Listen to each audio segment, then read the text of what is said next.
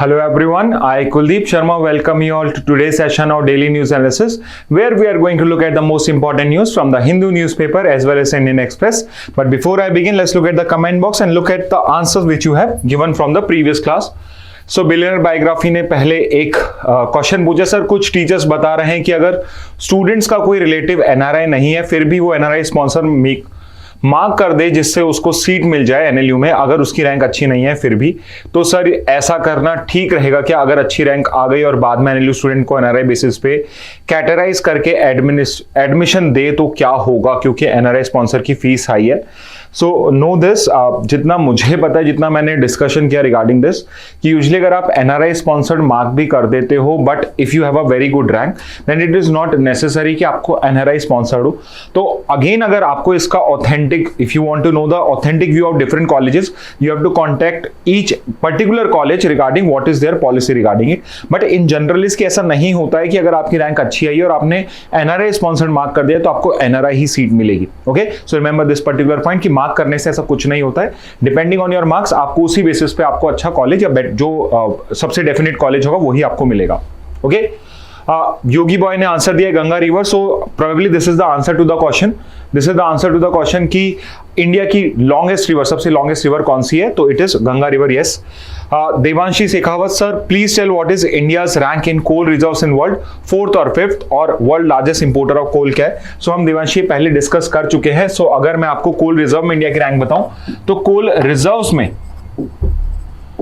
में first rank, okay first rank आप बता सकते हैं चाहे तो, चलिए मैं ही बता देता हूं फिर कभी पूछेंगे. और इंडिया की 5th रैंक है रिजर्व्स के मामले में, इंडिया 5th रैंक पे है.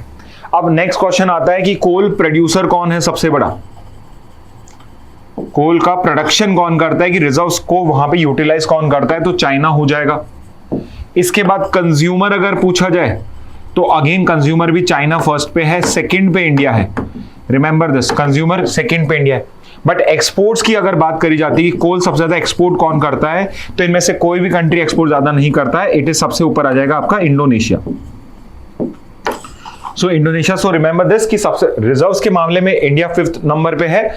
आपके प्रोडक्शन और कंजम्पशन में फर्स्ट नंबर पे चाइना है, सेकंड नंबर पे कंजम्पशन में इंडिया है, और एक्सपोर्ट के अंदर में फर्स्ट नंबर पे इंडोनेशिया है. ओके, इसके बाद स्टार BH2R ने सारे आंसर दिए. रिगार्डिंग दिस आप सबने IBCA का हेडक्वार्टर न्यू दिल्ली दिखाया है, बट अगर आप ऑफिशियली देखते हो तो ऑफिशियली अभी तक न्यू दिल्ली नहीं डेजिग्नेट करा गया है. वी ओनली नो कि IBCA का हेडक्वार्टर आपका इंडिया में ही होगा. So only we know this much. Officially बस इतना पता है इंडिया में होगा, न्यू दिल्ली में है या नहीं है ये हमें नहीं पता. Okay, India does not provide dual citizenship. ISI का फुल फॉर्म पूछा था, इंडर सर्विस इंटेलिजेंस. यहां पे रीड मोर है, but I have read all of your comments and all of the answers are correct. Sir which was the first state to give reservation to women, is it Bihar और कर्नाटका? सो यहां पे एक difference मैं create करूंगा regarding जो आपने पंचायत और municipalities का हमारा कॉन्स्टिट्यूशनल अमेंडमेंट आया. सो 1992 में हमने 72nd and 73rd constitutional amendment act से आपका यहाँ पे कॉन्स्टिट्यूशन को अमेंड किया था, और इसके अंदर में हमने पार्ट 9 और 9A ऐड कर दिया था, विच वाज बेसिकली आपका पंचायत एंड म्युनिसिपैलिटी चैप्टर. सो इससे पहले भी कर्नाटका वाज द स्टेट जिसने अपने लोकल बॉडीज में प्रजामंडल जो थे इनके लोकल बॉडीज में, उसमें रिजर्वेशन दिया था. तो उस हिसाब से तो कर्नाटका हो जाएगा. एंड इसके बाद पार्ट 9A 9 के बाद से आपने 33% मिनिमम रिजर्वेशन देना स्टार्ट कर दिया, तो सारी स्टेट ने स्टार्ट कर दिया. तो बिहार का कहां था? सो 2006 के अंदर में Bihar became the first state. 2006 में Bihar became the first state to provide 50% reservation. So 50% reservation देने वाला बिहार पहला स्टेट बना था. तो इस तरीके से समझिए कि अगर ओवरऑल पूछा जाता है तो कर्नाटका हो जाएगा, otherwise it would B Bihar. Okay, sir, can you please provide with all important points related to renewable energy, solar energy targets initiative? Okay, lunar moth, I think it is another such MIT topic जिसके अंदर में हम कभी renewable energy और उनके targets को discuss कर लेंगे. Okay, so let's move to the next page up. Okay, so next comment है at red with Mahi. सो इन्होंने भी सारे आंसर दिए. अगेन IBCA का आई ऑलरेडी टोल्ड यू कि आईबीसी का हेडक्वार्टर अभी कंफर्म नहीं हुआ न्यू दिल्ली में, ऑल्दो अगर आप आईबीसी हेडक्वार्टर सर्च करोगे तो साइड में पेज में गूगल सर्च में लिखा हुआ आता है कि आईबीसी का हेडक्वार्टर न्यू दिल्ली में, बट ऑफिशियली कहीं नहीं लिखा हुआ है। So I am not sure आप इसको कह सकते हैं नहीं कह सकते। If you have authentic source तो आप आज के कमेंट बॉक्स में please write down the authentic source, आपको लिंक मिलता है तो प्लीज वहां पे आप पेस्ट कर दीजिए। I would also read it, but I think as of now सिर्फ इंडिया में है। I am talking about the official PIB website etcetera, जहां से गवर्नमेंट कम्युनिकेट करती है हमारे साथ। India does not allow dual citizen, that is also true कि इंडिया डुअल सिटीजनशिप अलाउ नहीं करता है। अगर आप इंडियन सिटीजन हो तो आप किसी और कंट्री के सिटीजन नहीं बन सकते हो। एनएसओ का फुल फॉर्म पूछा था, national statistical office. I also asked कि किस ईयर में स्टैब्लिश हुआ, someone else has done it. First fortified food in the world it was salt, India में सबसे पहले गया था। एंड सॉल्ट में हमने क्या मिक्स करा, आयोडीन मिक्स करा, और आयोडीन से हमने गॉइटर करके एक बीमारी होती थी जिसको हमने टोटली एलिमिनेट कर दिया है। आईसीसी इज द बॉडी जो रोम स्टैच्यू से क्रिएट होती है, 1998 में इसको फॉर्म किया गया था। First UN peace keeping mission Palestine 1948 में। एक इंपॉर्टेंट क्वेश्चन जो आपके लिए बन सकता है, वक्त जेपीसी हेड जो है वो जगदम्बिका पाल है। Yes we discuss this also. First people to climb Mount Everest, I also asked you because उस टाइम हमने करा था। There is a one person from Nepal जो आपका यंगेस्ट पर्सन बना है, तो उस कंटेक्स्ट के अंदर में आई आस्क्ड यू कि पहले लोग कौन थे जिन्होंने माउंट एवरेस्ट को करा। So very famous Edmund Hillary and Tenzing Norgay, who became the first person. Longest river in India is Ganga. PMLA came in the year 2002. That is also correct. इसके बाद प्रण सिंह रजावत ने भी इन्हीं सबके क्वेश्चन दिए हैं एंड इनके भी सारे आंसर जो हैं वो सही हैं। ओके, यहां पे इन्होंने 2005 दिया which is not correct. NSO जो बॉडी है, that's why I wanted to point it out, it was created in 2019। NSO को क्रिएशन जो हुआ है आपका, it has been created after merger of CSO, central statistics organisation, and your NSSO, national statistics survey organisation. इन दोनों को मर्ज करके 2019 में हमने एक सिंगल बॉडी बना दी, एनएसओ। तो मेजरली जितने भी आपके इंडेक्स होते हैं, जितने भी आपके सर्वेस होते हैं, वो मेजरली अब एनएसओ ही, मोस्ट केसेस के अंदर में NSO he would be the correct answer. Iodise salt is correct. Eighty हाग नीदरलैंड्स में इसका आपका हेडक्वार्टर है, रोम स्टैट्यूट का, इसका आईसीसी का। Jagdambika fall, Edmund Hillary Tenzing Norgay, India's longest river, Ganga with 2525 km of the length. PMLA came in the year 2002. So all of you have been providing the correct answer. ठीक है। प्रणव ने पूछा sir what is an IPO. So IPO का full form होता है initial public offer. तो हम ये पहले डिस्कस कर चुके हैं, एक बार शॉर्ट में इसको डिस्कस कर लेते हैं। IPO stands for initial public offer. Sir the name suggest, पहली बार कोई पब्लिक को कुछ ऑफर किया जा रहा है, और क्या ऑफर किया जा रहा है, शेयर्स ऑफर करे जा रहे हैं कंपनी के। So there is a requirement कि जब भी आपको कंपनी को पब्लिक करना है, और कंपनी को पब्लिक क्यों करा जाता है, सो कंपनी को पब्लिक इसलिए किया जाता है कि एक जो पब्लिक कंपनी होती है जिसने अपनी सारी जो आपकी व्हाट शुड आई से, जितनी भी आपकी अकाउंट्स बुक है उनको आपने ओपन कर दिया पब्लिक को कि आप देख लीजिए कि ये मेरा परफॉर्मेंस है। तो जब आप कंपनी को पब्लिक करते हो तभी आप पब्लिक से पैसा ले सकते हो, लोन्स ले सकते हो। लोन्स तो आप पहले भी ले सकते हो, बट आई वुड से कि आप शेयर होल्डिंग बेच सकते हो, ओनरशिप बेच सकते हो, इक्विटी बेच सकते हो, लोन की बजाय उससे कि इक्विटी बेच सकते हो। ठीक है, यानी पब्लिक से आप पैसा ले सकते हो, पब्लिक आपकी कंपनी के अंदर में अपनी शेयर होल्डिंग कर सकती है। तो इसके लिए आप उस कंपनी को पब्लिक करते हो, और पब्लिक को कंपनी को पब्लिक करने का एक तरीका होता है, और वो तरीका होता है कि उसको शेयर मार्केट में लिस्ट करना। शेयर मार्केट में लिस्ट करना, तो शेयर मार्केट में लिस्ट करने के लिए जो प्रोसीजर होता है उसमें सबसे पहले आप आईपीओ निकालते हो। तो शेयर मार्केट में कंपनी को पब्लिक बनाने का जो पहला स्टेप है वो स्टेप 1 इज आईपीओ ओनली। इसके अंदर में क्या होता है, लेट्स से आपकी कंपनी है XYZ। If you want I should take a real example, let's say Zomato का एग्जांपल लेते हैं, because it was one of the very popular startup जिसने अभी रिसेंटली अपना आईपीओ निकाला था। तो लेट्स से जोमेटो को पब्लिक से पैसा लेना है, तो जोमेटो क्या करेगा, जोमेटो अपने तरफ से अपनी प्राइस बताएगा कि भाई मेरा जो एक शेयर है मैं 50 रुपीज में सेल करना, मेरे एक शेयर की वैल्यू 50 रुपीज है। तो यहां पे जब ये इनिशियल पब्लिक ऑफर होगा तो यहां पे आप और मैं जो रिटेल सेलर्स होते हैं जो फाइनली शेयर मार्केट में ट्रेड करते हैं वो नहीं, बट कुछ यहां पे क्वालिफाइड इन्वेस्टर्स होते हैं जिनके पास ज्यादा पैसा होता है, वो इस आईपीओ के अंदर में पैसा लगाते हैं। ओके, वो इसके अंदर में पैसा लगाते हैं। आप भी चाहो तो आईपीओ को सब्सक्राइब कर सकते हो किसी एक पर्टिकुलर पोर्टल के through. Depending on what how kind of IPO it is, कि उसके अंदर में किस टाइप से सब प्राइसिंग करते हैं। तो हो सकता है कोई 50 रुपीज में बेचने की जोमेटो कह रहा है, बट कोई पर्सन है जो कह रहा है कि नहीं इसकी वैल्यू अच्छी है तो मैं शायद 60 रुपीज में बाई कर लूंगा, यानी ऑक्शनिंग हो रही है इनिशियल पब्लिक ऑफर में। कोई कह रहा है कि नहीं 50 ज्यादा है, मेरे हिसाब से 45 रुपीज है। तो इस तरीके से आईपीओ के अंदर में एक परफेक्ट आपको एक प्रॉपर जो मार्केट वैल्यूएशन होनी चाहिए, जो लोगों को लगता है कि जोमेटो की मार्केट वैल्यू है, एक पर्टिकुलर शेयर की प्राइस निकल के आती है। लेट्स से इसने 50 पे लिस्ट किया था, बट जिस हिसाब से लोगों ने इस पे बेट करना, ऑक्शनिंग स्टार्ट करी और लोगों ने इसको लेट्स से ₹55 में खरीदा, तो जब आपका आईपीओ कंप्लीट हो जाता है उसके बाद ये आपका जो बॉम्बे स्टॉक एक्सचेंज है या आपका न्यू स्टॉक एक्सचेंज है, आपका नेशनल स्टॉक एक्सचेंज है, इन दोनों पे जाके ये शेयर लिस्ट हो जाएगा कि जोमेटो का अगर आपको एक शेयर बाय करना है तो वो ₹55। तो एक बार जब आईपीओ हो जाता है उसके बाद आप और मैं चाहें तो रेगुलरली इसको सेल और बाय कर सकते हैं। यहां से इसकी प्राइस डिटर्मिनेशन जो होती है वो आईपीओ से होती है। This is your IPO exactly initial public offer, कि पब्लिक को फर्स्ट टाइम में जब शेयर्स ऑफर करे गए तो किस प्राइस पे गया था। तो प्राइस डिटर्मिनेशन के लिए IPO becomes a important procedure. Okay, इसके बाद नेक्स्ट पे आते हैं 702 कृष्ण ने आंसर करे हैं, एंड यस उन्होंने भी सारे आंसर सही करे हैं। किस्मत चौधरी ने भी आपके आंसर्स करे हैं, no dual citizenship, NSO, first 45 salt, Palestine, JPC, and yes all of the answers are again Kismat Chaudhary ने सारे आंसर सही यहां पे मार्क करे हैं। नेक्स्ट पे पूर्वी बंसल ने आईपीसीए हेडक्वार्टर इंडिया में, India does not provide for dual citizenship of India in foreign country simultaneously. So although statement गलत नहीं है, बट इससे आप ये कंफ्यूज मत हो जाना कि साइमल्टेनियसली नहीं देता है, इसका कोई मतलब नहीं बनता है सेंटेंस का। इट्स सिंपली सिंपल अगर टर्म्स में बोला जाए कि इंडिया किसी भी सिचुएशन में as of now dual citizenship allow नहीं करता है। ऐसा नहीं है कि आप एक कोई एनआरआई हैं और आप दूसरे कंट्री में रहते हैं तो आप हैं तो इंडियन सिटीजन और साथ में आपने कनाडा या यूएस की सिटीजनशिप भी ले ली बिकॉज आप एनआरआई है, ऐसा नहीं होता है। या तो आप वहां की सिटीजनशिप ले सकते हैं, इंडिया की ले सकते हैं। Okay, ISI inter services intelligent NSO 2019, इन्होंने ईयर सही बताया आपका। Led to genesis of international criminal code, ये भी सही है इनका। अदिति मिश्रा का, sir the PMLA was enacted, prevention of money laundering act was enacted in 2002 but came into force in 2005, so which one will be considered.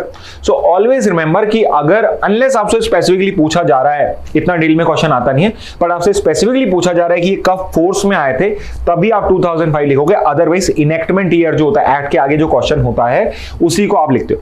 For example अगर आपको याद हो, बहुत इंपॉर्टेंट क्वेश्चन है आपके इस बार के 3 क्रिमिनल लॉस को लेके, जो नए आपके 3 क्रिमिनल लॉस आए हैं। सो अगेन आपका एक रिवीजन यहां पे इस चीज का कर लीजिए कि इन तीनों का फुल फॉर्म क्या है, इन तीनों का फुल फॉर्म क्या है, please write down in the comment box. So remember this कि ये तीनों जो एक्ट हैं ये इनेक्ट हुए हैं आपके ऑन 25 दिसंबर 2023 और इन तीनों के आगे ईयर लगा हुआ है 2023, बट ये आपके इन्फोर्सेबल हुए हैं फ्रॉम 1 जुलाई 2024।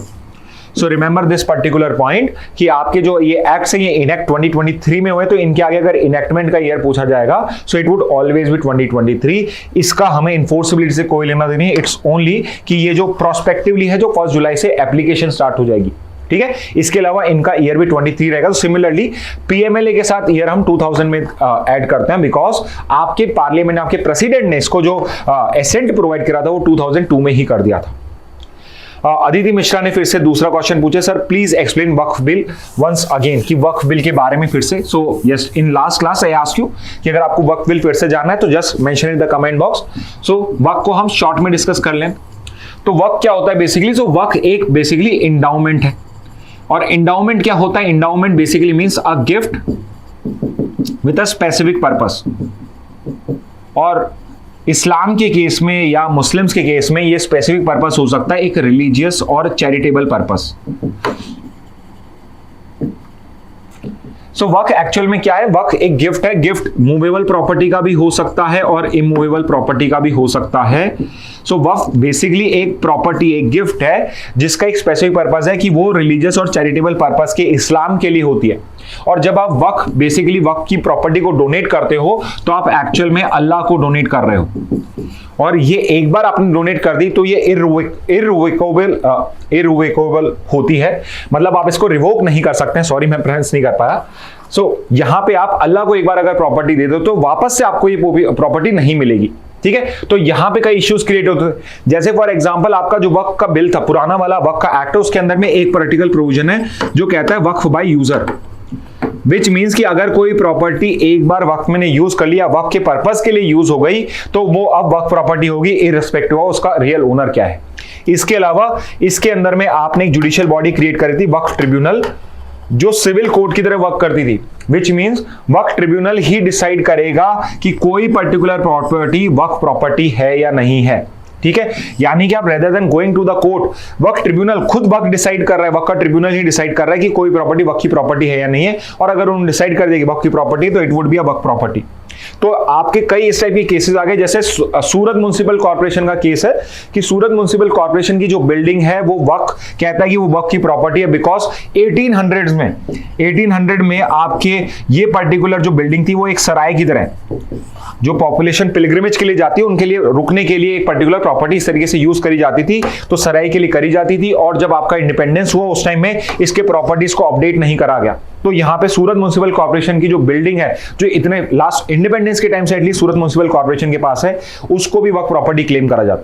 सो बिकॉज इस टाइप की प्रॉब्लम्स क्रिएट होती थी, तो यहां पे हम एक वक्फ अमेंडमेंट बिल लेकर आ रहे हैं जिसके अंदर में हम कुछ चेंजेस कर रहे हैं। फॉर एग्जाम्पल, एक तो उस पर्टिकुलर एक्ट के अंदर में अभी तक क्या है, जो वक्फ बोर्ड बनाया जाता है उसके अंदर में एक तो सिर्फ मुस्लिम मेंबर्स होते हैं, there are only Muslim members and there are no Muslim women, no womens are there, Muslim हो चाहे नहीं हो बट विमेन भी नहीं है। तो एक हमने इसका कंपोजिशन चेंज करेंगे कि इसके अंदर में वुमेन मेंबर्स भी होंगी और नॉन मुस्लिम भी होंगे। इसके अलावा जो एक मैंने आपको पॉइंट बताया था वक्फ बाय यूजर वाला पॉइंट जो है, वक्फ बाय यूजर, इस वाले पॉइंट को आप डिलीट कर दिया, यानी जस्ट बाय यूसेज इस टाइप से नहीं होगा। इसके अलावा अब कोई प्रॉपर्टी पे अगर डिस्प्यूट है कि ये वक्फ प्रॉपर्टी है या नहीं है, तो हमने पावर डिस्ट्रिक्ट कलेक्टर को दिए कि डिस्ट्रिक्ट कलेक्टर डिसाइड करेगा कि कोई प्रॉपर्टी वक्फ प्रॉपर्टी है या नहीं है। ठीक है, तो यहां पे डिस्ट्रिक्ट कलेक्टर को दे दिए। तो यहां पे from moving away from the वक्फ का जो पूरा हमने प्रोसीजर है उससे मूव करके हम ये पावर गवर्नमेंट को प्रोवाइड कर रहे हैं। इसके अलावा हमने क्या कराया है कि अब सिर्फ मुस्लिम्स ही वक्फ को डोनेट कर सकते हैं। पहले एनीवन को डोनेट, बट अब कोई मुस्लिम जो 5 साल से, पिछले 5 साल से कर रहा है प्रैक्टिस, इस्लाम को प्रैक्टिस कर रहा है एटलीस्ट 5 साल से, वो ही कर पाएगा। और जो प्रॉपर्टी होगी, that property should also be the legal property, यानी he should be the legal owner of the property. तो जो भी लीगल ओनर होगा प्रॉपर्टी का, लेट्स से आपकी कोई प्रॉपर्टी है एंसेस्ट्रल प्रॉपर्टी जिसका पार्टीशन नहीं हुआ है, तो अभी आप पूरे लीगल ओनर नहीं हो उस प्रॉपर्टी के। So only when you are a wholly legal owner, तभी आपका यहां पर उस प्रॉपर्टी को माना जाएगा। ठीक है, इसके अलावा कोई भी प्रॉपर्टी जो पहले वक्फ प्रॉपर्टी डिक्लेयर कर दी गई थी और उसके ऊपर पे डिस्प्यूट है, वहां पे अब ऑटोमेटिकली उस प्रॉपर्टी को वक्फ प्रॉपर्टी नहीं माना जाएगा। अब वो गवर्नमेंट डिसाइड करेगी, यानी प्रॉपर कोर्ट डिसाइड करेंगे कि कोई प्रॉपर्टी वक्फ है या नहीं है, चाहे प्रॉपर्टी इस एक्ट से, इस बिल से पहले की हो या इस बिल के बाद की हो। तो ये कुछ चेंजेस हैं, कुछ रिफॉर्म्स हैं, कुछ इंपॉर्टेंट रिफॉर्म्स हैं जिस वजह से ये पर्टिकुलर वक्फ बिल लेकर आया। आई एम श्योर हम लैंड ओनरशिप पहले भी डिस्कस कर चुके हैं कि इंडिया के अंदर में लैंड ओनरशिप का क्या है।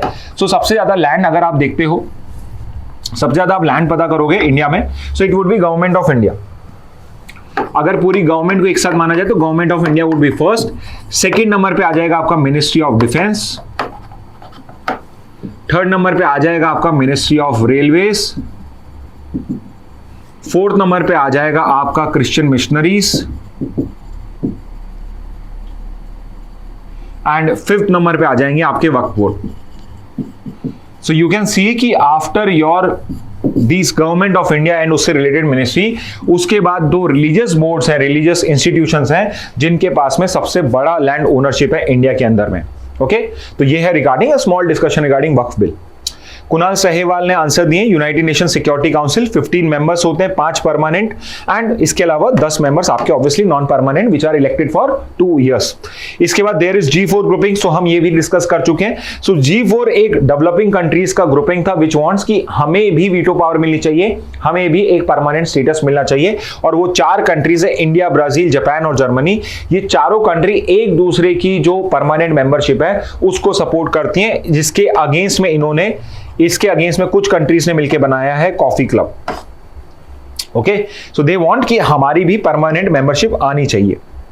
देवांश ने एक रिकमेंडेशन है, please cover all important missions, protocols and project that are important. So ये थोड़ा सा, if you would be very clear कि आप किन मिशंस की बात कर रहे हो, डिफेंस के मिशन या फिर आप बात कर रहे हो जनरल गवर्नमेंट के कोई मिशंस हैं या फिर रिन्यूएबल एनर्जी रिलेटेड मिशन है, किसकी बात कर रहे हैं आप, प्रोटोकॉल्स एक्सेट्रा प्रोजेक्ट कौन से वाले। ठीक है, बिकॉज ये बहुत जनरल हो गया और ये बहुत बड़ा टॉपिक होगा, 5-6 घंटे की क्लास बन सकती है इसके ऊपर में। Okay, so we are done with the comment box. Now let's look at the news. So I'm starting with a news from Indian Express because yesterday only a student also asked me कि sir एक statue भी यहाँ पे statue भी नया हमने यहाँ पे अडॉप्ट किया है आपके सुप्रीम कोर्ट के अंदर में, apart from new flag and emblem.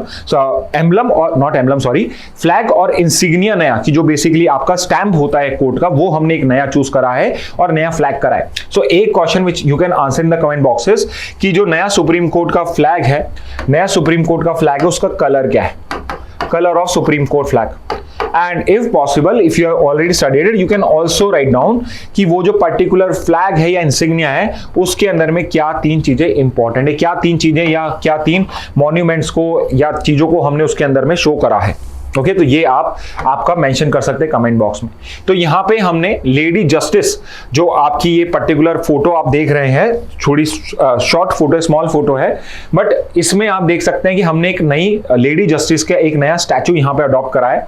तो you must have seen, you must have heard कि पहले आपका जो कानून होता है वो अंधा होता है और वो पर्टिकुलर जो उसकी लैंग्वेज है या उसका जो इन्फ्रेंस है वो ड्रॉ किया जाता है, जो आपकी पहले स्टैचू यूज करी जाती थी। यूजली आपको मूवीज के अंदर में, पुरानी 70s 80s 90s की मूवी आप देखोगे, वहां बहुत कॉमन दिखेगा कि जब भी आपको कोई कोर्ट रूम दिखाया जाए, कोर्ट रूम ड्रामा होगा, वहां पे there would be a statue of a women wearing a blindfold. तो वहां पे वो ब्लाइंड फोल्ड पहन के खड़ी होती थी और मेजरली उसका मोटो या उसका पर्पस क्या होता है शोने का, कि आपका जो जस्टिस है वो आपका ब्लाइंड फोल्डेड है, मतलब कि वो इम्पार्शियल, जस्टिस जो है वो इम्पार्शियल है, वो किसी के साथ भी पार्शियलिटी नहीं करता, चाहे सामने ही किसी का बच्चा हो, चाहे किसी का फादर हो, मदर हो, कोई भी हो, वो इम्पार्शियल है। तो यहां पे वो रिप्रेजेंटेशन की जाती थी। इंटरेस्टिंगली जो इसका कंसेप्ट है जो ग्रीक और रोमन माइथोलॉजी से लिया गया है, उसमें जो आपकी लेडी ऑफ जस्टिस थी या जो गॉडेस ऑफ जस्टिस थी वो ब्लाइंड फोल्डेड नहीं थी। और एक्चुअल में आपका एक पर्टिकुलर ऑथर था जो एक सैटारिकल नॉवल लिखता था, जिसने वहां पे मॉकरी करते हुए उसको ब्लाइंड फोल्ड करा गया था। बट धीरे धीरे उस पर्टिकुलर जो लेडी जस्टिस को आपने मॉकरी करके उसको ब्लाइंड फोल्ड करा था, वो ही एक्चुअल में जस्टिस का रिप्रेजेंटेशन बन गया। And then we had this particular lady statue जिसके अंदर में ब्लाइंड फोल्ड होता था। बट नाउ हमने इसको इंडियनाइज वर्जन दिया है। ऑल्दो ये जो जस्टिस का हमने जो इंडियनाइज वर्जन हम यूज कर रहे हैं, it is not the first time कि इसको कोई एकदम शुरू से हमने फर्स्ट टाइम इस टाइप से किसी लेडी स्टैचू को ड्राफ्ट किया है। बिकॉज जो सुप्रीम कोर्ट की आपकी बिल्डिंग है, जो सुप्रीम कोर्ट की आपकी बिल्डिंग है, उसके बाहर के, उसके गेट के बाहर पर भी एक साइड में एक पिलर पे भी सेम यही आपका एक म्यूरल वहां पे बनाया हुआ है। इंक्लूडिंग बांग्लादेश के अंदर में भी सेम इसी टाइप का एक म्यूरल है। ऑल्दो इसके अंदर में एक हाथ में यहाँ पे स्केल्स हैं और दूसरे हाथ में कॉन्स्टिट्यूशन है। बांग्लादेश के बाहर जो आपके सुप्रीम कोर्ट बिल्डिंग के बाहर जो पर्टिकुलर स्टैचू था, उसके एक हाथ में स्केल्स है और दूसरे के अंदर में स्वॉर्ड है। तो एक बार का हम इसका डिस्कशन कर लेते हैं कि बिकॉज आपके क्लैट के एग्जाम में, इलेक्ट के एग्जाम में स्पेसिफिकली इसी के बीच में एक फीचर्स पूछ के भी क्वेश्चन आ सकता है। So you should know exactly कि क्या क्या न्यू लेडी जस्टिस के यहाँ पे आपके कैरेक्टरिस्टिक्स हैं। तो जो स्टैचू हमने वहां पे लगाया सुप्रीम कोर्ट में, वो 6 फुट टॉल स्टैचू है। तो ये फर्स्ट पॉइंट हो गया। सेकेंड पॉइंट, यहाँ पे इसको साड़ी पहनाई गई, साड़ी क्लैड वुमेन का यहाँ पे डिपिक्शन है यहाँ पे विथ नो ब्लाइंड फोल्ड। तो यहाँ पे अब ब्लाइंड फोल्ड हम नहीं यूज कर रहे हैं, तो यहाँ पे वो देख सकती है। और यहाँ पे ब्लाइंड फोल्ड से हमने रिप्रेजेंट करते थे हम कि इम्पार्शियलिटी जस्टिस की, बट अब हम क्या कह रहे हैं कि लॉ जो है वो ब्लाइंड नहीं है और ये सबको इक्वली देखता है। तो हमने इसका इंटरप्रिटेशन चेंज करा, so there is no blindfold. So yes, it is still going to hold scales in his hand. एक तराजू इसके हाथ में रहेगा जो बेसिकली दोनों साइड को प्रॉपर तोलेगी। और plus there is a copy of constitution of India. Constitution of India की एक हाथ में इनके कॉपी रहेगी। ठीक है, इसके बाद इसके डिजाइनर का नाम क्या है? सो विनोद गोस्वामी, इट्स विनोद गोस्वामी जो इसके डिजाइनर है। पुरानी वाला अर्लियर स्टैचू क्या है? सो ब्लाइंड फोल्डेड वुमेन है holding a set of scales and a sword. So remember this, ये जो पर्टिकुलर जो पुराना वाला आपका स्टैचू था उसके अंदर में एक हाथ में स्केल्स और एक में स्वॉर्ड था। नए वाले में एक हाथ में स्केल्स और एक हाथ में कॉन्स्टिट्यूशन की कॉपी प्रोवाइड करी गई है। और यहां पे इसका ओरिजिन ग्रीक माइथोलॉजी से गॉडेस थीमिस है आपका। तो यहां से इसका ग्रीक माइथोलॉजी में ओरिजिन है। रोमन माइथोलॉजी में भी इसका है, उसमें भी एक गॉडेस है आपकी जिसको आपने जस्टिस्टिया नाम दिया हुआ है। अदरवाइज यहाँ पे goddess Themis would be more correct because ये उससे भी पहले का है। और यहाँ पे भी ये भी ब्लाइंड फोल्ड नहीं होती थी, बट ये बाद में आई टोल्ड यू कि सैटारिकल जब आपने नोवेल बनाना स्टार्ट किया वहां पे आपने ब्लाइंड फोल्ड करना स्टार्ट किया था। Okay, so remember this, new lady statue या जस्टिस के अंदर में क्या क्या उसके कैरेक्टरिस्टिक है। Okay, moving on to the next news now. So the next news is alteration of state anthem sets of spat between Chief Minister and Tamil Nadu governor. तो ये बहुत ही कॉमन अकरेंस हो गया है कि आपके तमिलनाडु के अंदर में चीफ मिनिस्टर और जो वहां की गवर्नर है उन दोनों के बीच में कई बार इस टाइप के कंफ्लिक्ट होते रहते हैं। So recently there was a event जहां पे 75 इयर्स कंप्लीट हुए थे डीडी चेन्नई के। तो वहां पे एक आपका एंड के अंदर में नेशनल नॉट नेशनल एंथम आपका तमिल एंथम वहां पे सिंग करा जाता था। एंथम हम वर्ड यूज करते हैं, हम यहाँ पे सॉन्ग भी बोल सकते हैं। तो वहां पे जो स्टेट सॉन्ग जब वहां पे प्ले करा जा रहा था तो उसके अंदर में एक पर्टिकुलर पार्ट था जहां पे द्रविड़ वर्ड आता था, सो यहां पे आपके चीफ मिनिस्टर ने एलिगेशंस लगाया कि यहां पे डेलिबरेटली आपके गवर्नर ने वो जो पर्टिकुलर पोर्शन है जिसमें द्रविड़ वर्ड आता था उस पर्टिकुलर चीज को वहां पे उन्होंने स्किप कर दिया है। तो बोला कि यहां पे उन्होंने हमारे पर्टिकुलर नेशनल सॉन्ग को डिस्टॉर्ट कर दिया है। ऑल्दो यहां पे फिर आर एन रवि ने अपना एक्सप्लेनेशन दिया कि जो चीफ मिनिस्टर ऑलवेज नोस कि मैं हमेशा प्रॉपर आपके स्टेट एंथम को सिंग करता हूं। उसके अलावा I have full respect for the state anthem and I have no concern with what has happened in that particular event. But इस तरीके से पॉलिटिकल हुआ। तो आई थॉट कि it would be a good opportunity to again go through कि हमारा national anthem क्या है, किसने बनाया है, उसके अलावा कौन कौन सी स्टेट्स हैं। सारी स्टेट जानने की जरूरत नहीं है बट एटलीस्ट हमें नंबर पता होना चाहिए कि कितने स्टेट्स का है, कौन सी फर्स्ट स्टेट थी, ये एटलीस्ट हमें पता होना चाहिए। So we know this national anthem जो है आपका वो जनगण मन है। रविंद्रनाथ टैगोर ने इसको ओरिजिनली बंगाली में बनाया था। रिमेंबर दिस कि जो पर्टिकुलर आपका जनगण मन है ये आपका बंगाली में बनाया गया था और इसका नाम था भारत भाग्य विधाता। बंगाली में भारत भाग्य विधाता वाज द सॉन्ग। तो ये सॉन्ग था इनका भारत भाग्य विधाता which was a Bengali song और इसका हिंदी वर्जन जो है वो हमने नेशनल एंथम में करा। सो रिमेंबर दिस थिंग कि जो ओरिजिनल था वो बंगाली में था और इसको हमने अडॉप्ट कब किया है। So it was adopted on January 24, 1950। Okay, so remember this जनवरी 24, 1950 को हुआ। सो अगेन आपको जो कमेंट बॉक्स में आंसर करना है द क्वेश्चन इज कि इंडिया का नेशनल सॉन्ग कौन सा है। What is the national song of India?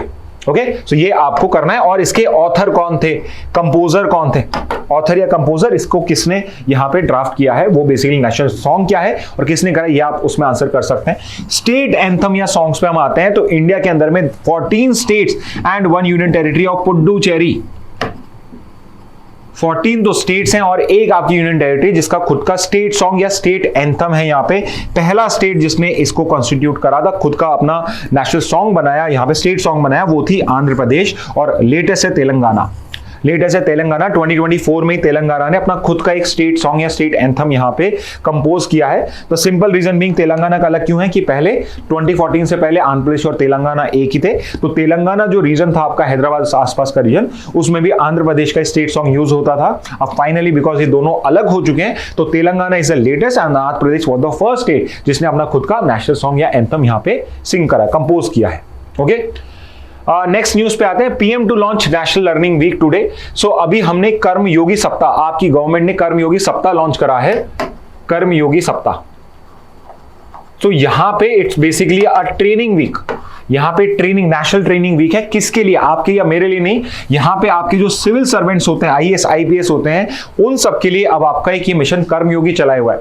So usually what was the problem, what was one of the problems with your bureaucracy या आपके सिविल सर्वेंट्स का, कि एक बार वो लोग अपॉइंट हो जाते थे उसके बाद उनकी कभी भी ट्रेनिंग नहीं होती थी।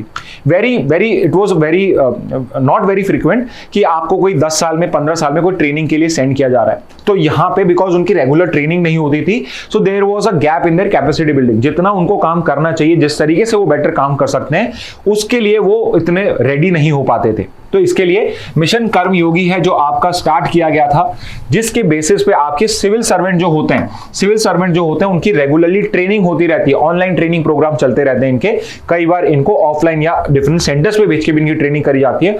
उससे क्या होता है, ये फ्यूचर के लिए रेडी रहते हैं कि अब जो आज के टाइम में नए इनोवेशंस हो रहे हैं, नए चेंजेस हो रहे हैं, बेटर टेक्नोलॉजी है, उनको हम यूज करके कैसे बेटर गवर्नेंस प्रोवाइड करते हैं। तो उसके लिए हमने मिशन कर्मयोगी स्टार्ट करा है।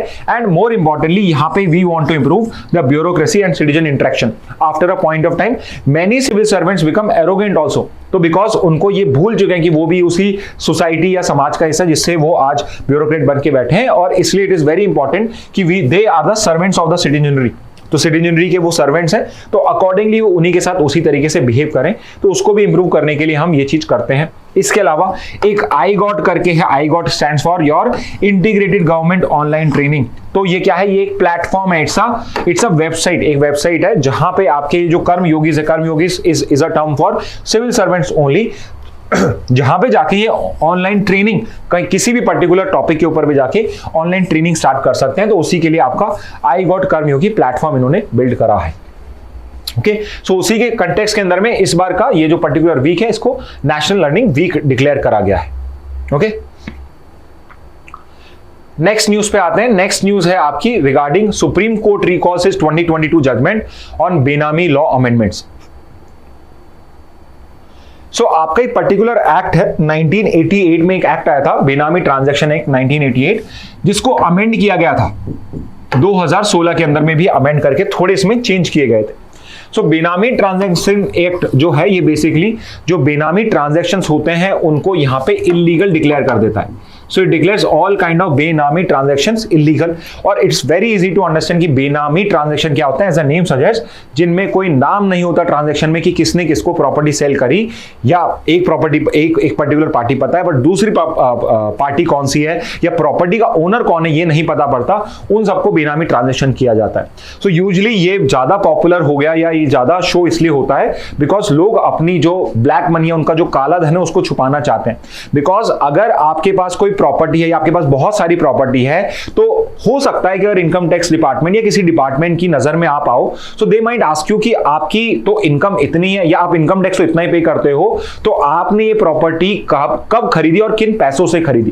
बिकॉज अगर आप प्रॉपर्टी खरीदोगे आपके नाम पे तो आपने कभी तो खरीदी होंगी, तो अनलेस वो आपकी ancestral property, you have to show कि आपके पास मार्केट वैल्यू के हिसाब से भी, चाहे आप कुछ भी कम दिखा दीजिए, मार्केट वैल्यू के हिसाब से आपके पास इतनी प्रॉपर्टी है, तो इसका पैसा कहां से आ रहा है आपके पास में।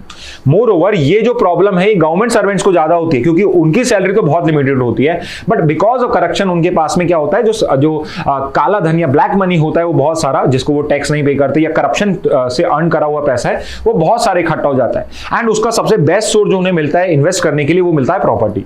तो यहां पे इस टाइप की करप्शन को कंट्रोल करने के लिए कि लोग अपनी इनकम को डिस्क्लोज करते रहे और प्रॉपर अपने टैक्सेस को पे करें, हमने ये बेनामी ट्रांजैक्शन एक्ट 1988 में लाया था और 2016 में इसको अमेंड करके थोड़ा और स्ट्रिक्ट करा गया था। तो यहां पे पहले बेनामी प्रॉपर्टी समझ लीजिए, तो ये चारों टाइप की, सो रिमेंबर चारों कंडीशंस नहीं है, चारों के बीच में और ही लगा हुआ है। अगर एक भी चीज यहां पे होती है तो वो बेनामी प्रॉपर्टी होती है। पहली चीज क्या है, a property is held by और transfer to a person but has been provided for और paid by another person. So let's say कि प्रॉपर्टी ए ने बी को सेल करी बट जो कंसिडरेशन है, ए ने बी को प्रॉपर्टी सेल करी बट कंसिडरेशन सी से मूव हो रही है, तो इस टाइप की कोई भी प्रॉपर्टी होती है इस पर्टिकुलर प्रॉपर्टीज को बेनामी प्रॉपर्टी माना जाता है बिकॉज आप दूसरे के बिहाफ पे प्रॉपर्टी को बाय नहीं करवा सकते हो। Second is the transaction is made in a fictitious name. तो ये भी एक बहुत कॉमन प्रॉब्लम है। सो देयर आर केसेस जहां पे आप देखोगे कि फलों के नाम पे लोगों के वहां पे नाम पे उसने लोगों ने खेत अपने कर रखे हैं, आम सिंह के नाम पे, कहीं पे खजूर सिंह, इस टाइप के नाम होंगे और फिक्टिशियस नेम के अंदर में प्रॉपर्टी होती है। और ये प्रॉब्लम मैं स्पेसिफिकली बिहार के कंटेक्स्ट में कह रहा हूं कि वहां के जो आपके जमींदार थे और जब आपके वहां पे लैंड टीनेसीज लॉज आए तो इस तरीके से उन्होंने बेनामी करके प्रॉपर्टीज करी थी। तो गरीब आदमी होता है या जो आपका पावरफुल आदमी नहीं है वो कुछ कर भी नहीं पाता, उसके नाम पे भी प्रॉपर्टी है, स्टिल एवरीवन नोस कि जो लोकल पॉलिटिशियन है या वहां का जो लोकल आपका गुंडा है उसी के नाम पे वो प्रॉपर्टी होती है। ओके, तो कोई फिक्टिशियस नेम में कोई प्रॉपर्टी है, अगर उस नाम का कोई पर्सन एग्जिस्ट नहीं करता है तो उस सिचुएशन में भी उसको बेनामी ट्रांजैक्शन ही माना जाता है। Third is the owner is not aware और denies knowledge of the ownership of the property. जो उस पर्टिकुलर पर्सन के नाम पे वो प्रॉपर्टी है वो डिनाई कर रहा है कि मैं इस पर्टिकुलर प्रॉपर्टी का ओनर हूं, तो यहां पर भी उस प्रॉपर्टी को हम बेनामी डिक्लेयर कर सकते हैं। और फाइनली सारी प्रॉपर्टी जो होती है ये आपके गवर्नमेंट के हिस्से में चली जाती है। Fourth is the person providing the consideration property is not traceable.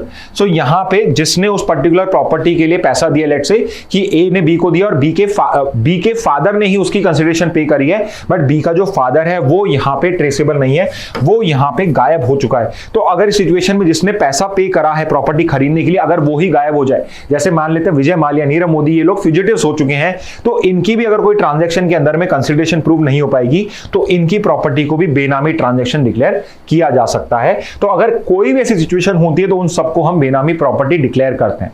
तो यहां पे ये 22 के अंदर में एक जजमेंट आया था रिगार्डिंग कॉन्स्टिट्यूशनलिटी ऑफ 2016 एक्ट। 2016 में हमने कुछ चेंजेस करे और चेंजेस के अंदर में हमने क्या करा, 2016 के अंदर में हमने ये कहा जब एक्ट करा कि रेट्रोस्पेक्टिवली की सेक्शन 3 क्लॉज 2 था, 3 क्लॉज 3 था, जिसके अंदर में एक तो हमने पनिशमेंट इंक्रीज कर दी फ्रॉम 3 to 7 years और इसके अलावा हमने बोला कि 25% जो मार्केट वैल्यू होगी वो इसको पे करना होगा। तो हमने एक तो ये करा। बट जब ये पर्टिकुलर जजमेंट 2022 के अंदर में जब ये पर्टिकुलर एक्ट को क्वेश्चन किया गया तो यहां पे 3 क्लॉज 3 के अलावा आपके सुप्रीम कोर्ट ने सुओ मोटो 3 क्लॉज 2 जो अमेंड नहीं किया गया था उसको भी यहां पे क्वेश्चन करना स्टार्ट कर दिया, यहां पे क्वेश्चन करना स्टार्ट कर दिया और इसको अनकॉन्स्टिट्यूशनल डिक्लेयर कर दिया। अब यहां पे प्रॉब्लम क्या है, थोड़ा सा टेक्निकल कंसेप्ट है, समझ लेना कि यहां पे क्वेश्चन तो है सेक्शन 3 क्लॉज 3 का। 2016 के अंदर में आपने 3 क्लॉज 3 को अमेंड करके उसमें कुछ चेंज किया है, बट यहां पे सुप्रीम कोर्ट ने 3 क्लॉज 2 जो आपका पार्टी ने क्वेश्चन ही नहीं करा है उस पर भी आंसर दे दिया। तो यहां पे सुप्रीम कोर्ट ने जो 22 का जजमेंट था उसको वापस बुला लिया, वापस से उसको बोल दिया है, रिकॉल कर लिया अपने जजमेंट को कि इसको हम फिर से गो थ्रू करेंगे, will review it again and then will decide. यहां पे ये चीज करी क्यों गई, इसका रीजन क्या है? सो रिमेंबर दिस पर्टिकुलर पॉइंट। और यहां पे सुप्रीम कोर्ट ने भी इस बात को माना है कि अगर कोई भी आपके पास में कोर्ट केस आता है तो जिस पर्टिकुलर क्वेश्चन को लेके कोर्ट केस आए आप उसी को ही क्वेश्चन करोगे, उसी के ऊपर पे आप अपना जजमेंट प्रोवाइड करोगे। तो यहां पे जब 3 क्लॉज 2 को लेकर कोई यहां पे डिस्प्यूट ही नहीं आया, कोई पार्टीज ने केस ही फाइल नहीं करा है, तो आप 3 क्लॉज 2 के ऊपर पे कैसे कोई जजमेंट प्रोवाइड कर सकते हो? So your judgment is only valid for 3 clause 3 but 3 clause 2 को नहीं है। और व्हाट वाज द रीजन कि 2016 में आपके 3 क्लॉज 2 को भी अनकॉन्स्टिट्यूशनल कर दिया? बिकॉज 2016 का एक्ट कह रहा है कि यहां पे जो इससे पहले भी ट्रांजैक्शंस हुए हैं उनको भी आप रेट्रोस्पेक्टिवली बेनामी डिक्लेयर कर सकते हो। आपने पहले आज से 25 साल पहले कोई ट्रांजैक्शन करा है, 2016 का एक्ट ये कहता है कि जो पुराना ट्रांजैक्शन है वो भी इसके परव्यू में आएगा और उसके अंदर में भी आप ऐसे पनिशमेंट दे सकते हो। बट द प्रॉब्लम इज कि आपका आर्टिकल 20 क्लॉज 1 है। I am sure CLAT prep student easily इस चीज से रिलेट कर पा रहे होंगे, जो एक्सपोज फैक्टर लेता है, जो कहते हैं कि कोई भी क्रिमिनल लॉ जिसमें आपको पनिशमेंट दी जा रही है, जिसमें आपको जेल भेजा सकता है या फाइन किया जा सकता है, इस टाइप का कोई भी लॉ आप रेट्रोस्पेक्टिवली अप्लाई नहीं कर सकते हो। बट इस पर्टिकुलर अमेंडमेंट के थ्रू आप उसको रेट्रोस्पेक्टिवली अप्लाई कर रहे थे, so that became a problem और यहां पे इस रीजन के बेसिस पे उन्होंने इसको अनकॉन्स्टिट्यूशनल डिक्लेयर कर दिया। But again the problem is कि जब किसी ने क्वेश्चन ही नहीं करा इस चीज को तो आप सो मोटो कैसे एक्शन ले सकते हो? तो अभी इसको रिकॉल करा गया, लेट्स सी आगे क्या होता है। सो अभी what is important for you is you should know this कि जो बेनामी ट्रांजैक्शन होते हैं वो एक्चुअल में क्या होते हैं। So, or it's a very good, now I would say a source material for your legal reasoning also. Okay, आगे मूव करते हैं। नेक्स्ट न्यूज है forecasting better in India come rain और शाइन। सो बेसिकली यहाँ पे एक आपका editorial आया है रिगार्डिंग मिशन मौसम। तो मिशन मौसम हम पहले भी डिस्कस कर चुके हैं। सो अगेन मैं कई बार ये चीज डिस्कस कर चुका हूं कि आपने खुद नहीं ऑब्जर्व करा होगा कि जब भी आपका रेन फोरकास्ट आता है कोई भी आईएमडी की तरफ से, अगर वो कह रहे हैं कि बारिश नहीं आने वाली है तो बहुत तेज बारिश आती है और वो कह रहे हैं कि आज तो मतलब सब जगह पानी ही भर जाएगा, उस दिन एक बूंद नहीं टपकती है। और उसका कहीं ना कहीं रीजन क्या है कि आपके पास में जो आपके मेट्रोलॉजिकल इंस्ट्रूमेंट्स है, फोरकास्टिंग इंस्ट्रूमेंट्स है, वो आउटडेटेड हो चुके हैं। मोर ओवर आपके पास बहुत कम ऐसे फोरकास्टिंग के इंस्ट्रूमेंट्स हैं जो इतने बड़े इंडिया को कवर कर सकते हैं, तो बहुत कम। जैसे फॉर एग्जांपल इन्होंने एग्जांपल दिया है कि इंडिया के अंदर में सिर्फ 39 डॉपलर वेदर रेडार्स हैं। बेसिकली जो रेडार्स होते हैं उसी से आप मेजर करते हो और वो बहुत ज्यादा ही स्कोप में बहुत ही ज्यादा स्प्रेड आउट है, तो इस वजह से आपका एक प्रॉपर आपको रेन फोरकास्टिंग करनी उसमें पॉसिबल नहीं होता। तो ये पर्टिकुलर जो प्रॉब्लम है गवर्नमेंट ने भी रियलाइज करी और इसके लिए 2000 करोड़ रुपीस में हमने मिशन मौसम को अभी 2024 के अंदर में लॉन्च किया। सो it's a very new mission और इस पर्टिकुलर मिशन मौसम के अंदर में हमारा गोल यही है कि हम इंडिया की एबिलिटी या कंट्री की ability to predict and respond to extreme weather events को बेटर कर सकें। और कैसे करेंगे? हम ये 2000 करोड़ रुपए जो हैं इनको स्पेंड करेंगे in research and development in basic instruments. तो जो आपके मेट्रोलॉजिकल इंस्ट्रूमेंट्स हैं उनको बाय करने में हम करेंगे, जहां पे भी हम बेटर कर सकते हैं, जहां पे हम नंबर इंक्रीज कर सकते हैं वहां पे उस चीज को हम इंक्रीज करेंगे। अब यू शुड ऑल्सो नो कि इसको इंप्लीमेंट कौन करेगा। तो ऑब्वियसली अगर मिशन मौसम है और वेदर की बात हो रही है तो आपके जो मेट्रोलॉजिकल रिलेटेड डिपार्टमेंट्स है वही इसके अंदर में होंगे। सो 3 मेन डिपार्टमेंट है और भी डिपार्टमेंट है मिनिस्ट्री ऑफ अर्थ साइंसेज के अंदर में जो इसके अंदर में इन्वॉल्व रहेंगे। तो डायरेक्टली जो 3 डिपार्टमेंट है, एक तो आपका आईएमडी है, एक आपका आईआईटीएम है जो कि आपका पुणे के अंदर में है और एक है आपका एनसीएमआरडब्ल्यूएफ। तीनों के नाम आपको फुल फॉर्म यहां पे दिए हुए हैं। आई एम श्योर IMD आपने कई बार पढ़ा होगा। उसके अलावा IITM और NCM RWF दो और इंप्लीमेंटिंग बॉडी हैं जो मिशन मौसम को यहां पे करेंगे। So it's a good read if you want to read mission Mausam, क्यों हमारे लिए इंपॉर्टेंट है, उसके हमारे शॉर्टकमिंग्स क्या रह चुके हैं और क्या कैसे ये हमें बेटर हेल्प कर सकता है प्रेडिक्ट करने के अंदर में और रिस्पॉन्ड करने के अंदर में in specific case of extreme weather events. Specifically climate change की बात की, अब जो आपका फ्रीक्वेंसी और इंटेंसिटी ऑफ रेनफॉल चेंज हो रहा है, जहां पे पहले कभी फ्लडिंग नहीं होती थी, for example even in Rajasthan districts like Jodhpur, जहां जो आपका डेजर्ट एरिया है, जहां पे आपका बहुत कम बारिश होती है, वहां पे भी क्या फ्लडिंग वाली सिचुएशन अराइज होनी स्टार्ट हो चुकी है। इस वजह से it would be a very helpful कि अगर हम इस टाइप के इंस्ट्रूमेंट्स के अंदर में इन्वेस्ट करें। Okay, so this is a short explanation of this mission मौसम। आगे देखते हैं, killing of Hamas leader is beginning of the end of war. So recently अभी वी नो दिस कि आपके पहले आपके इस्माइल हनैया करके थे, उसको वहां पे असैसिनेट कर दिया गया। उसके बाद याह्या सिनवर जो आपके हमास के बड़े लीडर हैं, but he was the leader of Gaza, he was not head of Hamas, उनको यहां पे आपका हमास का लीडर बनाया गया। So he was, many people believe, at least जो हमास के लोग हैं या हमास को जो मानते हैं वो कहते हैं he was a very great leader और he was a very brave person. Reason being कि ऑल्दो जितने भी हमास के लीडर्स थे, जो टॉप उनकी हायरार्की के जो ऑफिशियल थे, वो सारे के सारे कतर बेस्ड थे, but Yahya Sinwar was the one जो हमेशा गाजा में रहते थे। इनका एक वीडियो भी आया कि लास्ट मोमेंट में भी जो उनके पास ड्रोन भेजा गया, उसको भी अटैक करने की, उसको भी वहां पे एक लकड़ी से मारने की ट्राई कर रहे थे। तो इस वजह से वंस मैन आपका terrorist is another man's martyr, तो यहां पे पैलेस्टीनियंस के मार्टियर होंगे। Probably world over he is going to be look out as a terrorist only. Okay, तो याह्या सिनवर का है। तो हमास, आई थॉट कि हमास का फिर से एक बार डिस्कशन कर लेते हैं। सो हमास जो है 1987 में आया था आपका। सो आपकी एक पर्टिकुलर ऑर्गेनाइजेशन है पैलेस्टीन की, मुस्लिम ब्रदरहुड, इसी में से निकल के आपका हमास किया हुआ, हमास निकल के आया है। और 1987 में why this year is important, because it was an outcome of first intifada. So first uprising जो हुई थी, फर्स्ट इंतिफादा जो था, उसमें से ही आपका हमास निकल के आया था। और अब हमास जो है ये अभी आपका गाजा के अंदर में it is the ruling, I would say political party also as well as a main terrorist organization, de facto government जो गाजा में रन करता है वो हमास ही करता है। तो फर्स्ट इंतिफादा में ये आया था। अभी इसका करंट लीडर कौन होगा, अभी इस पे क्वेश्चन है। प्रीवियस लीडर, लेट लीडर आपके याह्या सिनवर ही रहेंगे अभी तक, but very soon I am sure they are going to declare a new leader. Okay, and यहाँ पे द गुड न्यूज इज कि यहाँ पे बेंजामिन नेतन्याहू का एक स्टेटमेंट आया, killing of Hamas leader is beginning of the end of war, but we never know because it is very easy to kill certain people, but it is very tough to kill an organisation और the ideology behind it. So ideology को मारना बहुत मुश्किल है। जैसे आपने सुना होगा कि एक इस्लामिक स्टेट ISIS आपने क्रिएट करी थी। सो ISIS को तो मैनी पीपल बिलीव कि उसको तो एंड कर दिया है, बट एक्चुअल में आपने सिर्फ उसको लीडर को रहा है। ये आइडियोलॉजी आज भी इस टाइप की जो थिंकिंग है, इस टाइप की थिंकिंग है, ये आज भी रन करती है और ISIS वापस से अपने आप को ग्रो कर रहा है। ठीक है, so it's very hard to kill an ideology. Okay, next पे मूव करते हैं। With Maoist acknowledging 7 additional deaths, Chhattisgarh gun fight toll hits 38। So इस पर्टिकुलर न्यूज में, because we have discussed Naxalism कई बार, I thought I would just include it because I want to ask certain question from you. For example, let's take out a list of question जो आप मुझे answer कर सकते हैं। First of all I would ask कि नक्सलिज्म जो है किस ईयर में स्टार्ट हुआ था, किस ईयर में स्टार्ट हुआ था, किस प्लेस, किस विलेज और किस स्टेट से ये स्टार्ट हुआ था, who were the founders of Naxalism in India, founder of Naxalism कौन है। और एक आप कर सकते हैं लेफ्ट विंग एक्सट्रीमिज्म में स्टेट में सबसे ज्यादा मोस्ट इंपैक्टेड स्टेट कौन सी है,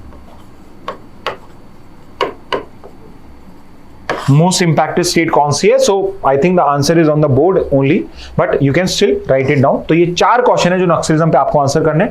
we are not discussing Naxalism because हम कई बार इसको डिस्कस कर चुके हैं, बट आई थॉट कि ये फिर से न्यूज में और आप ये भूल ना जाएगी, इंपॉर्टेंट टॉपिक है, इसलिए आई थॉट कि at least I will add this particular news here, so you can answer all these 4 question in the comment box also. Okay, next, Supreme Court closes habeas corpus case against Isha Foundation. So Jagat Guru जागी वासुदेव सदगुरु जिनको बोलते हैं, उनका एक आपका कोयम्बतूर के अंदर में एक उनका आश्रम है और जिसका नाम है ईशा फाउंडेशन, और वहां पे there was an allegation by a father of 2 ladies. So 70 और पर्सन थे, उन्होंने जाके हाई कोर्ट के अंदर, मद्रास हाई कोर्ट के अंदर में पिटीशन फाइल करी under article 32 which talks about the writ jurisdiction of the supreme court. 32 में आपका सुप्रीम कोर्ट का जुरिडिक्शन है। Question for you, high court का जो रिट जुरिडिक्शन है वो किस आर्टिकल में आता है? हाई कोर्ट का रिट जुरिडिक्शन किस पर्टिकुलर आर्टिकल में आता है? You have to mention. So article 32 के अंदर में इन्होंने रिट फाइल करी कि इनकी जो 2 डॉटर्स हैं जो ईशा फाउंडेशन में है, उनको यहां पे कैप्टिव रखा गया है। रिट पिटीशन फाइल करी कि यहां पे मेरी 2 डॉटर्स जो 42, one daughter is 42 year old and the other is 39 year old, और उनको जग्गी वासुदेव या सदगुरु ने यहां पे कैप्टिव रखा हुआ है, यानी एक टाइप से उनको किडनैप करके रखा हुआ है, या उनकी परमिशन के बिना या उनकी कंसेंट के बिना उनको वहां पे होल्ड कर रखा है। तो यहां पे सुप्रीम कोर्ट में जब आपको कोई पर्सन आपको लगता है किसी को इलीगल अरेस्ट या डिटेन करा हुआ है, तो आप हेबियस कॉर्पस की रिट फाइल करते हो। हेबियस कॉर्पस की रिट फाइल करते हो, जिसका लिटरल मीनिंग होता है टू हैव अ बॉडी। इसका लिटरल मीनिंग होता है टू हैव अ बॉडी। और यहां पे इस पर्टिकुलर केस के अंदर में उन दोनों के लिए हेबियस कॉर्पस की रिट फाइल करी, बट सुप्रीम कोर्ट ने यहां पे उस केस को यहां पे क्लोज कर दिया या एंड कर दिया है। सुप्रीम कोर्ट ने सिंपल सा आर्ग्यूमेंट दिया है कि यहां पे उन्होंने एक तो उन दोनों के आर्ग्यूमेंट्स, उन दोनों लड़कियों से बात करी वीडियो कॉन्फ्रेंसिंग पे, और देयर दे हैव सेड कि वो अपने खुद की फ्री विल से वहां पे रह रहे हैं, उनको किसी ने कैप्टिव नहीं करा हुआ है। तो सुप्रीम कोर्ट ने केस को एंड करते हुए, डीवाई चंद्रचूड़ ने एंड करते हुए बोला कि यहां पे ये 2 जो लोग हैं ये कोई माइनर नहीं है, they are fully mature adult. वो 39-42 ईयर्स ओल्ड की हैं। सो ऑल्दो यहां पे there can be some kind of relationship between your parents and your daughters, but in case एक बार आप मेजर बन चुके हैं तो आपको अपने डिसीजंस खुद लेने का राइट है। सो यहां पे कोई भी ये नहीं कह सकता कि इनको कैप्टिविटी में रखा हुआ है। We have already talk to the daughters, और यहां पे वो अपनी खुद की फ्री विल से वहां पे रहें। तो एज लॉन्ग एज आप अपने फ्री विल से कुछ भी करना चाहते हो, once you become a major, you can do so, but unless you are below 18, if you are below 18 then you are under the custody of your parents. तब तक आपके पेरेंट जो होंगे उनके कस्टडी में ही आपको रखा जाएगा। ठीक है, तो ये एक क्लैरिफिकेशन यहां पे हो जाएगा आपका। नेक्स्ट पे आते हैं, Modi to visit Russia next week to take part in BRICS summit. So again this year, अब आपके नेक्स्ट वीक में ही ब्रिक्स समिट हो रही है। आई वुड वांट कि आप जब ब्रिक्स समिट कंटिन्यू हो रही है उस टाइम में आप न्यूज़पेपर को प्रॉपर्ली रीड करें। Although we are going to cover it, but again my advice would be कि आप खुद भी ब्रिक्स समिट को कवर करें। रोज न्यूज़पेपर में क्या अपडेट्स आ रही है ब्रिक्स समिट की, वो प्लीज आपको गो थ्रू करनी है। इंपॉर्टेंटली 2024 की जो ब्रिक्स समिट है आपकी, it is being held in Kazan in your Russia, although it was supposed to take place in some other country. Which country was supposed to hold the 2024 किस country में होना चाहिए था?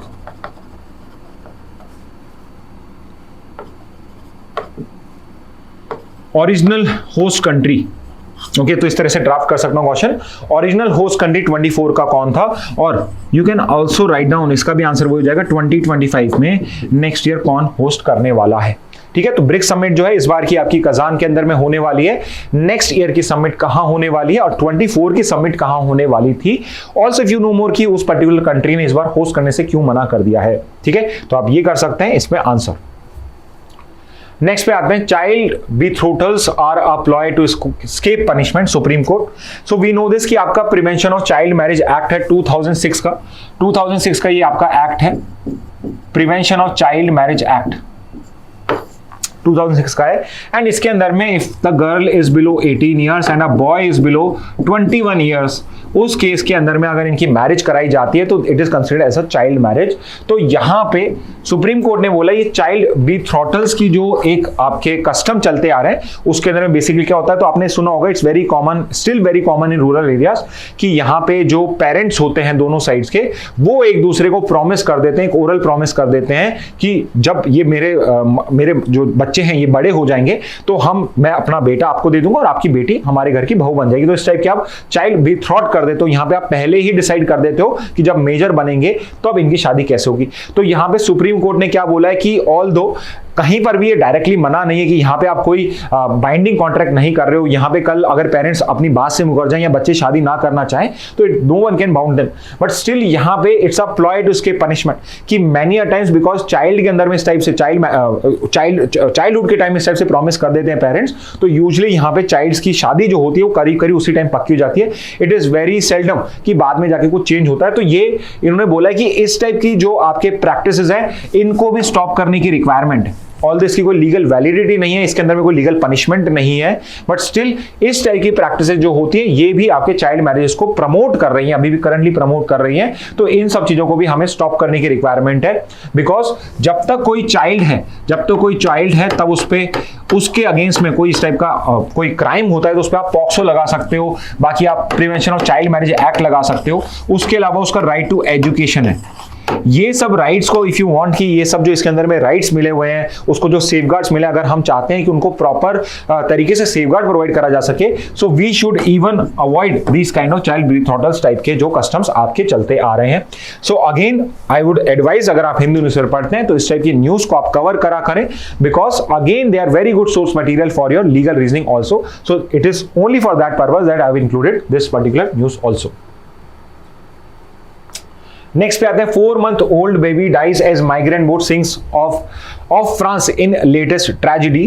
So we have discussed this earlier also. आपकी international organisation for migration है।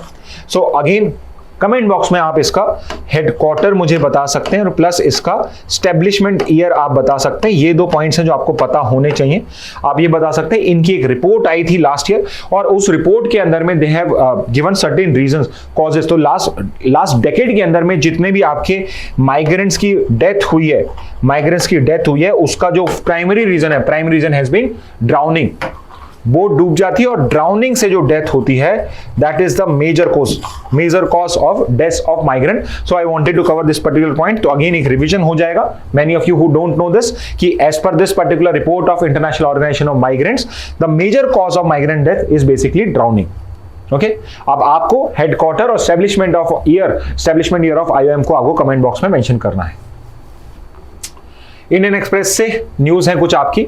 सो इस बार हमने दोनों न्यूज़पेपर को बहुत हॉलिस्टिकली कवर कर रहे हैं हम। Haryana government implement sub category in Supreme Court quota. So आपका state of Punjab versus Davinder Singh जो जजमेंट आया था उसका इंप्लीमेंटेशन आप देख रहे हैं स्टेट्स ने स्टार्ट कर दिया है। सो बेसिकली जजमेंट में क्या था कि जो स्टेट्स हैं जो आपकी पहले से शेड्यूल कास्ट है उसके अंदर में सब कैटेगराइज कर सकते हैं। फॉर एग्जाम्पल आपका 15% यूजुअली रिजर्वेशन होता है शेड्यूल कास्ट को, तो उस 15% रिजर्वेशन के अंदर में अगर बहुत सारी कास्ट हैं A B C D E, but D और E जो है एक पर्टिकुलर स्टेट में बहुत ज्यादा backward as compare to the other caste, तो यहाँ पे 15 में से आई थिंक लेट्स से कि मैं 3% रिजर्वेशन सिर्फ इन 2 कास्ट के लिए सब कैटेगराइज कर रहा हूं। तो यहाँ पे Haryana has become the first state. Haryana पहली स्टेट बन गई है आफ्टर दिस पर्टिकुलर जजमेंट जो यहाँ पे सब कैटेगराइज कर रही है not supreme court schedule caste के कोटे को। Okay, so I wanted this update. तो update is कि Haryana is the first state which is using the subcategorization of scheduled caste. Okay, so with this we are done with the news for today. I hope this initiative is being useful for you all. Again my advice would be कि आप regularly अभी भी newspaper पढ़ते रहें। At least make sure कि आप 10th of November तक newspaper को कवर करें, बिकॉज तब तक आपके it is very much possible कि कोई न्यूज़ है जो 10 नवंबर तक कवर होती जा रही है और इंपॉर्टेंट कोई फैक्ट आपसे ना छूट जाए। तो एटलीस्ट 10 नवंबर तक न्यूज़पेपर को पढ़ें और कंटिन्यूसली इस इनिशिएटिव को फॉलो कर सकते हैं आप, सो दैट आपके कुछ नोट्स भी प्रिपेयर होते रहे साथ में। Okay, so with this I am going to end this class. Thank you and have a very nice day.